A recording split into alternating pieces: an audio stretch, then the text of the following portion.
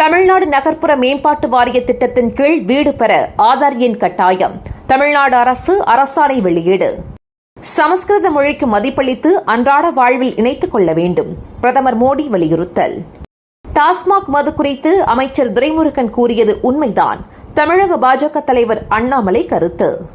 திமுக கவனத்தை வளர்ச்சியில் செலுத்த வேண்டும், மதுவில் செலுத்தக்கூடாது. மத்திய இணையமைச்சர் எல் முருகன் காட்டம். சென்னை மாநகராட்சி நிர்வாகம் எந்த செயல்பாடுமின்றி முடங்கியுள்ளது. பிரேமலதா விஜயகாந்த் குற்றச்சாட்டு. விக்கிரவாண்டியில் பாமக அதிமுக நிர்வாகிகள் மீது தாக்குதல். தேர்தல் அதிகாரியை மாற்ற வேண்டும் என பாமக தலைவர் அன்புமணி ராமதாஸ் ஆவேசம். தமிழகத்தில் திமுக ஆட்சியில் சட்டம் ஒழுங்கு கெட்டுவிட்டது. எதிர்க்கட்சித் தலைவர் எடப்பாடி பழனிசாமி குற்றச்சாட்டு. சென்னை தாம்பரத்தில் நடைபாதையில் இருந்த தள்ளுவண்டி கடைகள், பெட்டி கடைகள் அகற்றம். ஜேசிபி மூலம் அகற்றிய நெடுஞ்சாலைத்துறை அதிகாரிகள்.